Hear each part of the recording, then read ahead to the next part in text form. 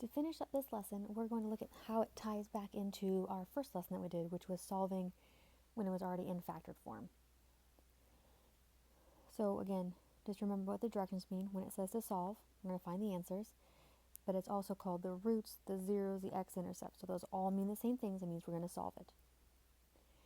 But we first learned how to do this when it was already factored, but now it's not, so we have to factor this first. So the only way that we've learned so far to factor is by greatest common factor. So I'm going to factor out the greatest common factor of 3 and 12. The biggest number they both divide by is 3. And remember, if you need to make those charts, you can make those charts. So the only factors of 3 are 1 and 3. And for 12, it's 1 and 12, 2 and 6, 3 and 4. And the biggest one they have in common, there's the 3.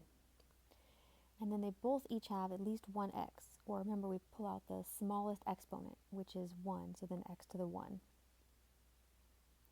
And then the inside the parentheses is going to be divide each of these by that GCF, which we found was 3x.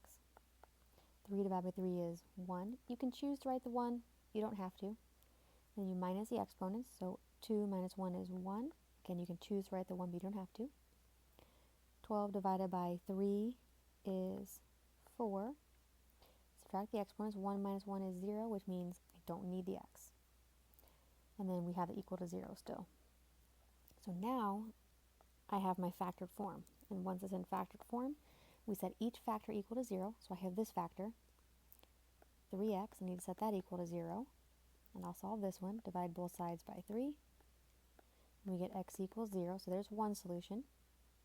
Then I have this other factor, x plus 4. Set that equal to 0. Minus 4 from both sides.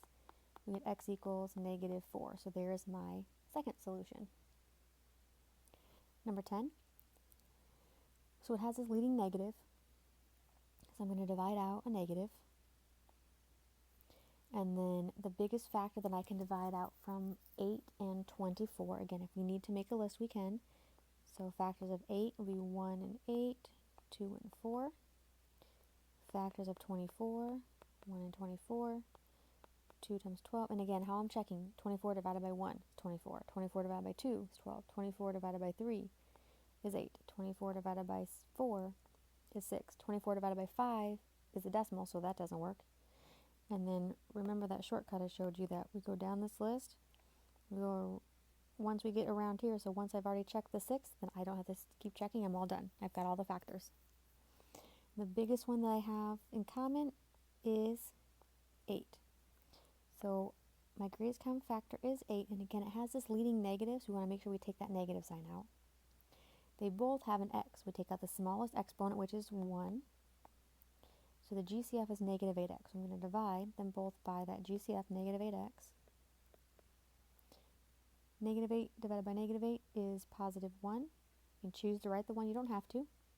Subtract the exponents. 2 minus 1 is 1. 24 divided by negative 8 is negative 3. And then subtract the exponents. 1 minus 1 is 0, which means we don't need the x. And then we still have this equals 0 part. Okay, so there's my factored form. And now that it's in factored form, we set them each equal to 0. So negative 8 x equal to 0. And then I'll have the x minus 3 equal to 0. And I'll solve both of those. So this one we're going to divide both sides by negative 8. And we get x equals 0. And then here we're going to add 3 to both sides. We get x equals 0 plus 3 is 3. There's my second solution. So if it's not already in factored form, we need to put it into factored form and then set each factor equal to 0. And then we got some challenge problems. So these are back to just finding the GCF. Notice that there's no equal signs here, so we don't need to actually solve these. Okay, so let's look at number 11. We have a leading negative, so we're going to take out the negative sign. Technically, there's a hidden 1 here. But the only factor between 1 and 5 is 1. I can't divide by anything else. So when you can't divide by anything else, you can always divide by 1. And then for the variable, we take out the smallest exponent, which is 3, so x to the third. And let's move this out of the way so we have some room to actually do our divide. going to be negative 1 and x to the third. So I'm going to divide each by that negative 1 x to the third. And there's a hidden 1 up here also. Negative 1 divided by negative 1 is positive 1. Subtract the exponents, 3. Negative 5 divided by negative 1 is a positive 5. Subtract the exponents, but that's 0, so it just goes away. And remember, we can always multiply to check. Negative 1x to the third times 1x to the third is negative 1x to the sixth. Yep. And negative 1x to the third times 5 is negative 5x to the third, so it works out. And number 12, again, we have that leading negative, so I'm going to take out that negative.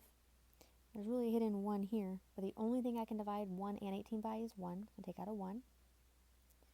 And let's look at the x terms first. So with the variables, again, we want the smallest exponent. So we have a 5 and a 3. The smallest one is a 3. And then we look at the y's. This has a y of 1, and this is a y of 4. The smaller one is the 1, so we want a y of 1.